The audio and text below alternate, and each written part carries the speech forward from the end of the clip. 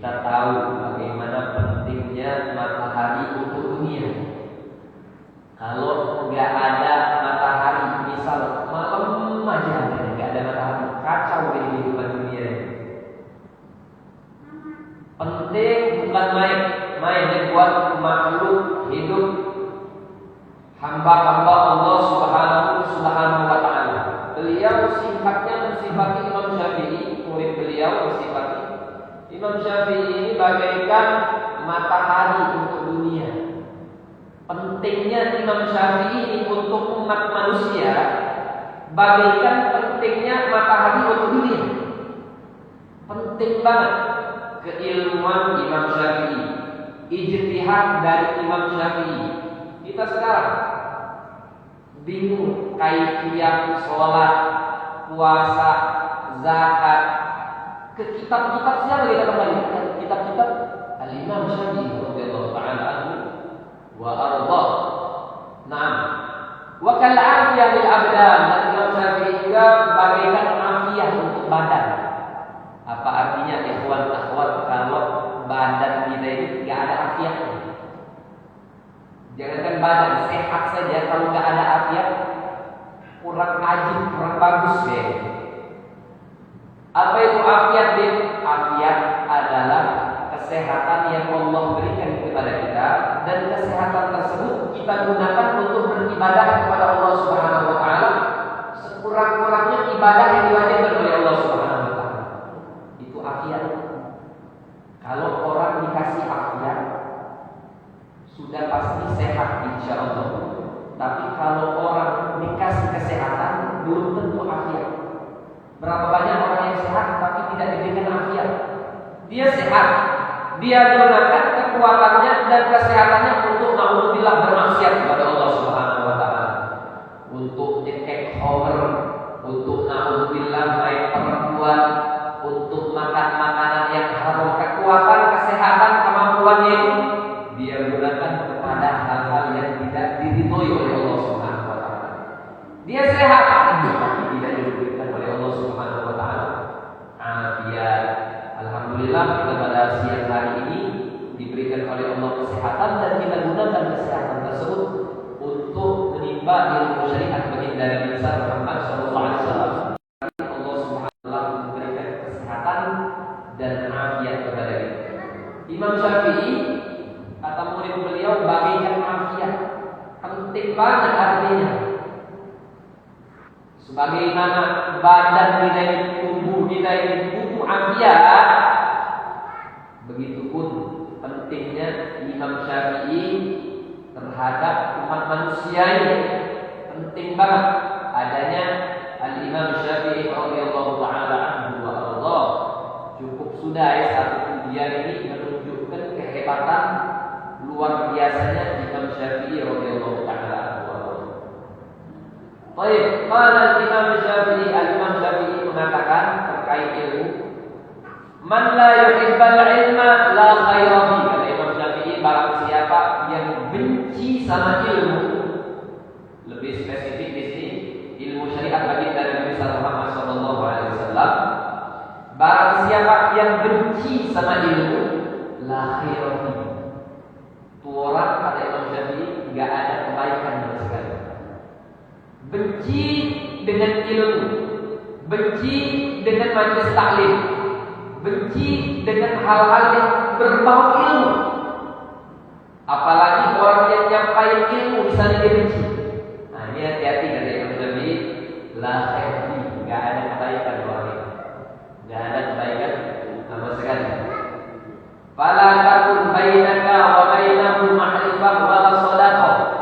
Kalau kau mendapati ada orang seperti itu, jangan jadikan dia teman sejati, jangan jadikan dia teman dekat, jangan jadikan orang teman baik kita.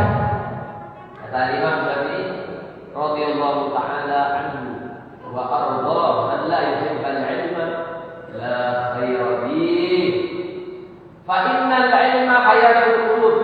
Karena ilmu ini yang menghidupi kita punya hati. Otomatis kalau orang benci dengan ilmu dan benci ngamal ilmu, bisa orang gak demen sholat di waktu, dia muslim, nggak demen puasa di bulan suci Ramadan, benci dan nggak suka, dengernya nggak suka dia, ngebosenin, nggak suka, enak dia dengernya apa yang terkait dengan ilmu, bisa, maka otomatis hatinya akan mati. Kalau hati orang sudah mati, dia mudah untuk bohong. Mau jadi teman sama orang bohong? Gak mau. Kalau hati orang sudah mati, bakal mudah dia maling. Mau jadi teman sama tukang maling? Kalau hati orang sudah mati, dia bakal mudah untuk korupsi. Mau jadi teman sama orang suka korupsi? Gak mau. Makanya Imam Syafi'i mengatakan para terbaik atau baik saudara. Jangan jadikan teman main, teman dekat, teman akrab, jangan. Ya teman mungkin sekedar kenal aja boleh, tapi untuk terlalu dekat sama dia, terlalu dekat sama dia, jangan. Kata Imam Syafi'i radhiyallahu taala anhu. Wa misbahul basair, dan ilmu itu bagaikan cahaya untuk mata hati kita. Sebagaimana kepala kita ada mata, hati pun ada mata. Bisa melihat mana yang hak, mana yang batil, mana yang benar, mana yang salah, mana yang perintah Allah, mana yang larangan Allah. Itu kita tahu dari ilmu. Jujur saja kita tahu semua itu dari ilmu. Bisa jadi orang tua kita yang ngajarin ilmu kepada kita, atau saudara-saudari kita, kerabat kita, atau ustaz kita, kiai kita, habaib kita, mudarris kita.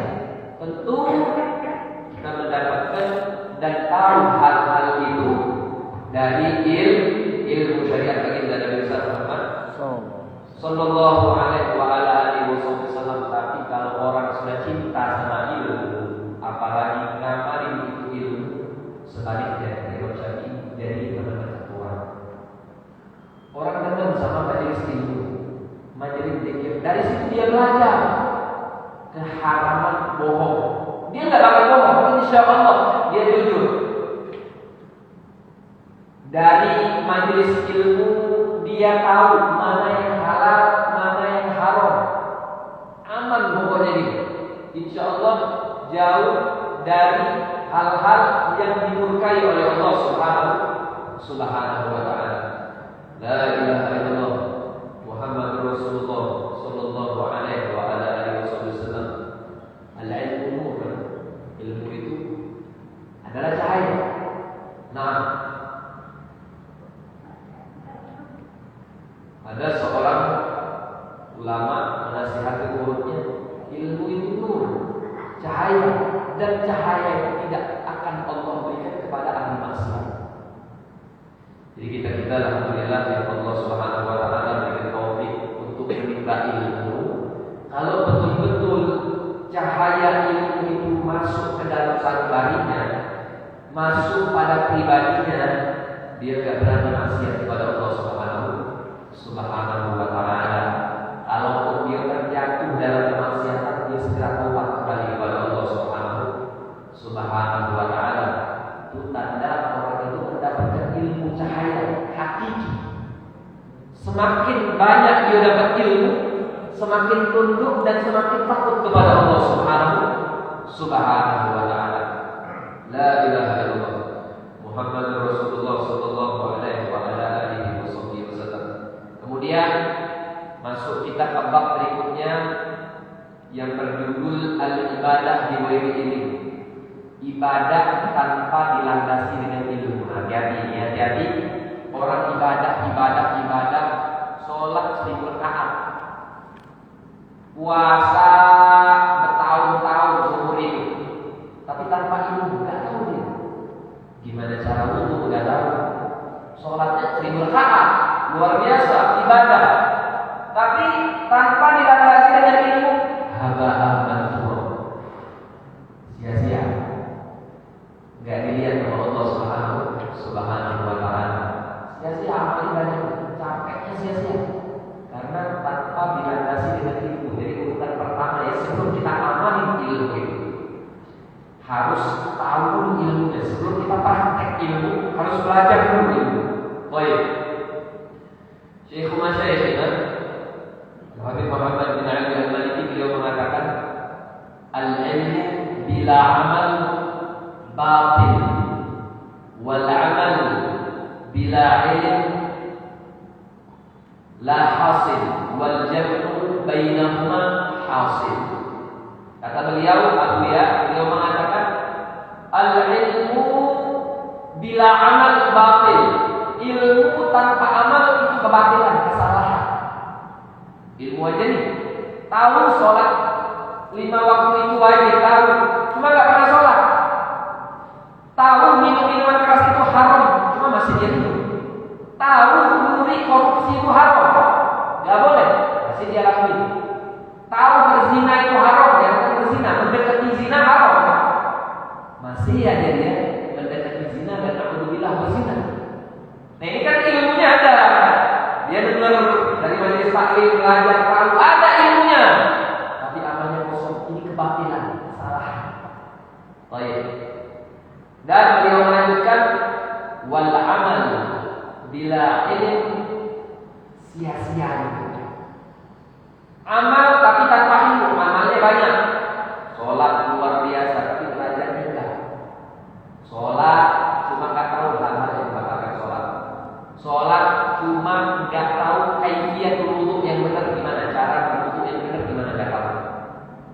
Yang penting amal aja dulu deh, anak deh. Bodoh amat ilmu enggak ilmunya, yang penting anak amalin aja dulu. Ini salah. Salah itu ya. Percuma, sia-sia, nggak diterima oleh Allah Subhanahu wa taala. Maka kata Abu Ya beliau mengatakan wal jam'u bainahuma hasil. Memadukan antara keduanya itu akan membuahkan hasil. Jadi yang membuahkan hasil keduanya harus ilmu disertai dengan amal. Ilmu tanpa amal sia-sia. Amal tanpa ilmu batil sia-sia juga. Yang menghasilkan ilmu dan amal. La ilaha illallah Muhammad Rasulullah sallallahu alaihi wasallam. Tentunya membuahkan kedekatan kita kepada Allah dan kedekatan kita kepada baginda Nabi besar Muhammad sallallahu alaihi wa ala alihi wa sahbihi wasallam. Baik, di sini dikatakan bila Ahmad Al-Ghazali wa ghairihi ijma'ul muslimin ala annahu la yajuz li ahad al-idam ala fi'lin hatta yahkum mudhabi. Diriwayatkan dari Imam Syafi'i, afwan dari Imam Al-Ghazali wa ghairihi dan ulama-ulama yang lain, ijma' muslimin, sepakat muslimin. Ini bukan sepakat ulamanya, yaitu umat muslimin, mayoritas umat muslimin sepakat la yajuz, enggak boleh bagi seorang melakukan suatu amalan sampai dia tahu hukum Allah di dalam amal tersebut. Tidak boleh dia terabas aja sholat tanpa tahu hukum-hukum yang berkaitan tentang sholat agar sah ibadah sholatnya. Tidak boleh. Makanya kita diajarkan oleh Nabi sebagai orang tua mengajari anaknya sedini mungkin. Dari usia 10 tahun sudah diajari untuk sholat. Lalu 10 tahun dia tidak sholat, boleh kita pukul, kita marahin sedikit dengan pukulan yang mendidik, bukan yang melukai. Nah, diajari agar apa? Agar ketika balik sudah wajib apa yang diwajibkan oleh Allah Subhanahu wa taala, mukallaf itu orang sudah dia paham, dia tinggal ngamalin aja. Ilmunya sudah dia dapat, tinggal praktek amalnya saja ya. Karena tidak boleh, ini sepakat. Tahu semua orang kita nggak boleh terjun dalam suatu amalan, apalagi amalan-amalan yang wajib ya, yang diwajibkan oleh Allah Subhanahu wa taala, kecuali tahu ilmu. Kita nak pergi haji misalnya, nak pergi haji, udah maju deh, tahu ada ilmunya, bodoh amat lagi urusan itu, melok dulu, tapi tidak boleh, melok dulu deh, lagi di sana baru, dah harus tahu dulu ilmu, apa rukun-rukunnya, apa wajibannya, amalan-amalan yang ada di dalamnya, apa dia baik, itu harus tahu sebelum kita terjun di dalamnya ya. Nah, orang mau puasa di bulan suci Ramadan. Kalau dah melok-melok beda. Dah ada ilmunya, niatnya sama ada niatnya. Dari kapan sampai kapan? Apa yang membatalkan pahala puasa? Apa yang membatalkan puasanya itu dan lain sebagainya. Nah, la ilaha illallah Muhammadur Rasulullah sallallahu alaihi wasallam. Harus ada ilmunya, sekurang-kurangnya ilmu rukun syarat-syaratnya. Malam ini ahli falak mengatakan ada gerhana bulan malam ini, disunahkan, dianjurkan kita untuk sholat gerhana bulan. Nah, bagaimana deh? Kalau kita nggak ada ilmu, jangan terabas saja. Kita baca dulu, tanya dulu di mana kaifiah sholatnya. Baik sedikit, secara ringkas kita jelaskan. Memang disunahkan sholat gerhana bulan ataupun matahari. Insya Allah malam ini kurang lebih akan terjadi gerhana bulan. Disunahkan ya, baik secara berjamaah atau sendirian. Berjamaah tentunya lebih baik. Sendirian juga boleh, bisa capek habis kerja maghrib, nak langsung ke masjid, capek dia udah kerjain sendirian. Sama. Bagaimana kaifiahnya? Nah, caranya kurang lebih pertama niat tentunya ya. Pertama niat usolli sunnatal khusuf. Kalau bulan khusuf, kalau matahari khusuf. Kaf sama khuf bedanya. Sama. Kalau gerhana bulan usolli sunnatal khusuf raka'ataini. Makmuman ya, kalau makmuman yang jadi imaman yang sendirian ya enggak usah pakai. Sama. Lillahi ta'ala Allahu akbar. Takbir ya. Setelah itu seperti biasa baca doa istiftah. Seperti biasa baca doa istiftah. Setelah itu ya kalau berjamaah imamnya baca Al-Fatihah. Karena gerhana bulan di malam hari ya imamnya baca dengan suara yang lantang, yang keluar suaranya. Baca Fatihah ya kita dengar seperti biasa seperti sholat berjamaah. Setelah waladhdallin amin ya sudah makmum silakan membaca Al-Fatihah. Imam disunnahkan kalau kaifiah cara yang paling afdal, imam disunnahkan setelah membaca Al-Fatihah itu membaca surat Al-Baqarah. Surat Al-Baqarah 2 juz setengah. Kalau kita pakai lari kan di mana aja. Katanya nak sholat di masjid. Kalau nak kayak bicara yang sesungguhnya setelah Al-Fatihah yang pertama itu baca surat Al-Baqarah. Nah, boleh tak surat-surat pendek lain? Boleh. Ganti surat lain boleh. Nah, intinya surat setelah Al-Fatihah yang pertama itu harus paling panjang. Sama. Baik. Terserah ya, tapi yang paling afdal baca surat Al-Baqarah. Baik. Kemudian ruku. Habis ruku membaca tasbih yang cukup panjang ya. Sama. Kadarnya terserah. Tapi nanti kan ini ada 4 kali ruku hitungannya dalam 2 rakaat, 4 kali ruku. Intinya sama ruku yang pertama itu harus lebih panjang dari ruku yang kedua.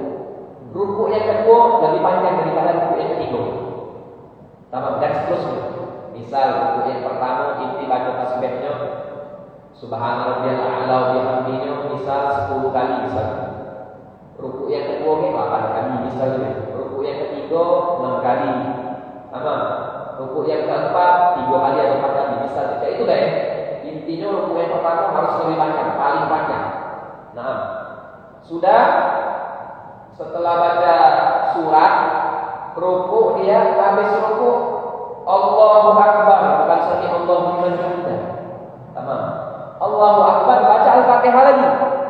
Imam baca Al-Fatihah lagi. Lanjut waladhdallin amin. Seperti biasa. Habisnya imam dianjurkan untuk membaca surat Al-Imran. Al-Fatihah dulu. Cukup panjang itu. Baca surat Al-Imran. Nanti ganti surat lain boleh. Boleh rakaat pertama. Afwan Al-Fatihah pertama setelah Al-Fatihah pertama tadi baca surat Sabdihis misalnya, seperti surah Al-A'la. Al-Fatihah yang kedua Al-Ghasyiyah misalnya boleh. Nah, udah baca surat rukuk lagi kan. Nah, rukuk yang kedua lebih pendek daripada rukuk yang pertama tadi ya, bacaan dalam rukuk itu kan. Nah, kemudian baru sami Allahu liman hamidah, lanjut sujud, biar ada sujud lagi, berdiri ke rakaat kedua. Nah, rakaat kedua seperti itu pula. Rakaat kedua sama ya. Rakaat kedua sama, cuma yang dianjurkan Al-Fatihah yang ketiga itu baca surat An-Nisa habis Al-Fatihah. Dan Al-Fatihah yang keempat baca surat Al-Maidah. Apa faedahnya baca surat lama-lama? Pengennya syariat ini Nabi itu pengen selama kita sholat itu masih gerhana. Sama. Kan cukup lama itu. Perkiraan kan dari maghrib sampai kapan? Kurang lebih ada beberapa jam. Pengennya syariat ini selalu sepanjang gerhana itu masih di dalam sholat. Apa yang dipanjang itu? Sama, dia lanjut ke panjang. Tapi kalau udah kuat itu, sama, jangan tidak sama sekali deh sholat. Walaupun suratnya pendek-pendek tidak jadi masalah. Nah, la ilaha illallah Muhammadur Rasulullah sallallahu alaihi wasallam. Oh iya, kemudian ya sudah salam disunahkan habisnya khutbah. Khutbah seperti biasa terkait masalah gerhana dan dianjurkan untuk taubat dan istighfar. Baik dibahas di dalamnya taubat, istighfar, musyawarah minta ampun kepada Allah Subhanahu wa taala. La ilaha illallah Muhammadur Rasulullah sallallahu alaihi wasallam. Jadi kami mengajak anjurin baik diri kami dan hadirin hadirat untuk melaksanakan sholat ini. Kalaupun ini tidak bisa, tidak mampu berjamaah di masjid, lakukan di rumah masing-masing. Sama. Yang punya istri sama istrinya, yang belum punya jadilah saudara-saudara datang yang ada di rumah jadilah ya. Sama. Seperti sholat. Oh iya, jangan ditinggal sama sekali ya. La ilaha illallah Muhammadur Rasulullah sallallahu alaihi wasallam itu termasuk sunnah muakkadah. Sunnah yang tidak pernah ditinggalkan oleh baginda Nabi Muhammad sallallahu alaihi wasallam. Kalian kan tiap tahun berapa kali setahun, berapa kali sama bukan tiap tahun, berapa puluh tahun sekali mungkin adanya hal tersebut, maka jangan tinggalkan sama sekali ya. La ilaha illallah Muhammadur Rasulullah sallallahu alaihi wasallam. Nah, itu sudah ada ilmu, tahulah kurang lebih. Adapun yang lain mungkin sudah paham lah ya masalah rukun-rukun sholat yang lain tidak perlu kita jelaskan. Yang paling penting ini masalah niat ya, niat yang membedakan dengan sholat-sholat yang kita lakukan biasanya, sama. Dan paling rukunnya kan dua kali, sama 2 rakaat, rukunnya 2 kali masing-masing rakaat. Baik, la ilaha illallah Muhammadur Rasulullah sallallahu alaihi wasallam. Nah, diamal ke ini kita dapat ilmunya. Diamal ke kalau ilmu baik tahu maka pengamalan itu sia-sia kata Al-Imam Ghazali radhiyallahu ta'ala anhu. Baik, la ilaha illallah Muhammadur Rasulullah sallallahu alaihi wasallam. Qala Umar bin Khattab radhiyallahu ta'ala anhu.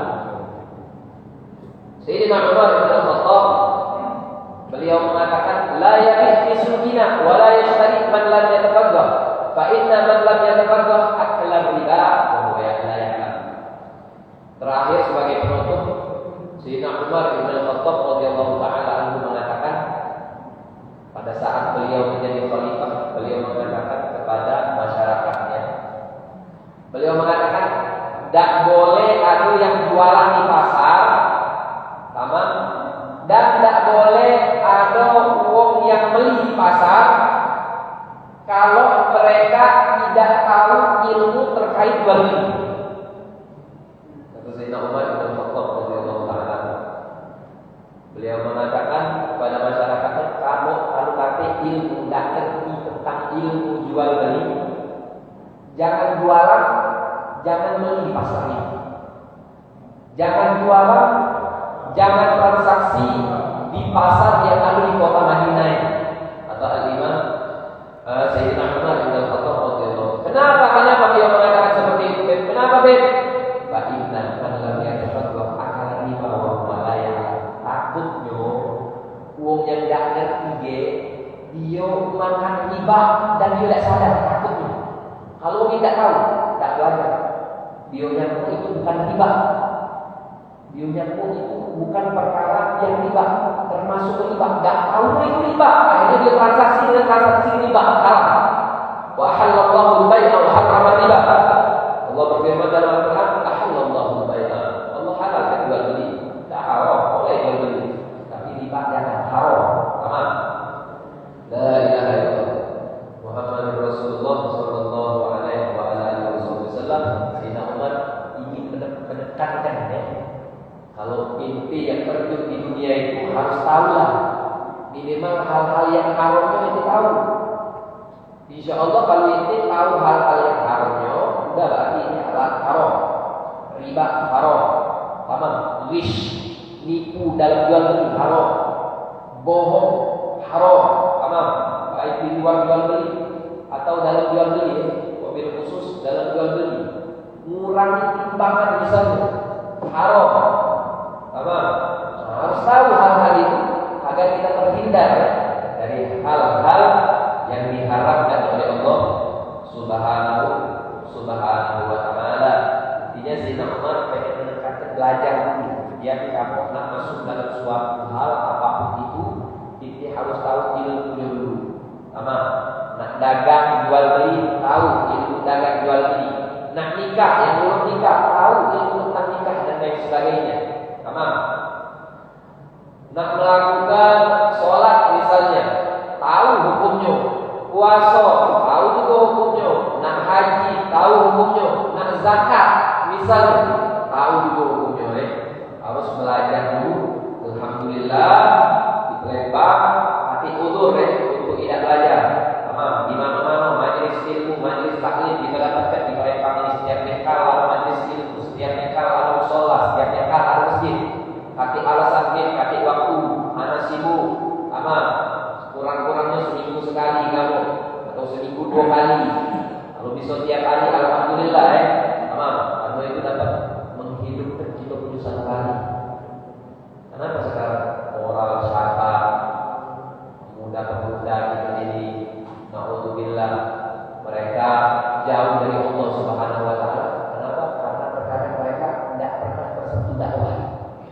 Tak sampai kepada mereka ilmu syariat baginda Nabi Muhammad sallallahu alaihi wasallam. Tak diajak mungkin mereka. Malu mereka tuh. Terkadang mereka pengen mungkin, mohon maaf mungkin yang tatuan tadi ujung kaki sampai ujung rambut tatuan dulu. Dia malu nak masjid. Tapi kalau kamu ajak, bawa dia. Ajak, ayo majlis taklim. Bingung dia kalau dia WA. Bingung kartu dia ucap tidak pantas. Tapi kalau kamu ajak, dia merasa aman, ada lewat, ada kawan. Dari situ bisa jadi berubah. Bisa jadi dia lebih baik dari itu. Yang sudah lama menghadiri majlis taklim, bisa jadi. Jangan suzon dulu. Ayo kami maksiat. Mungkin dia sudah ditinggalkan mengejar penjahat itu mana? Budak masjid, dia budak diskotik. Tak mungkin kalau kadang-kadang dia tidak tahu kadang-kadang pas diri sentuh dakwah taubat kembali kepada Allah lebih baik mungkin daripada itu. Wallahu a'lam bishawab. Jadi tugas kita masing-masing dakwah bukan tugas khatib baik, bukan tugas kiai baik, bukan tugas ustaz baik. Karena nak dulu jadi ustaz dulu, kiai dulu, habib dulu baru nak dakwah Tapi kalau kita ada ilmunya sedikit benar kita belajar, ajak apa itu dapat dari ilmu syariat ajak. Nama itu tahu bahwasanya berzina itu haram. Itu wajar kan dia sudah tahu berzina itu haram. Mana tidak tahu selama ini bisa dia pikir dia tidak tahu dia bahwasanya zina itu haram. Itu luar biasa Nabi mengatakan kepada Sayyidina Ali, engkau memberikan hidayah satu orang perantara lewat itu lebih baik daripada umurin na'am. Umurin na'am itu kota merah, kendaraan yang paling megah, yang paling mewah di zaman. Kalau sekarang mungkin mobil Alphard lah atau orang. Kita menunjuk satu hidayah kepada Allah lewat itu lebih baik dari Alphard sekalipun. Hakikinya pahala yang kita dapatkan sangat besar sisi Allah Subhanahu wa taala. Wallahu a'lam bishawab. Itu saja mungkin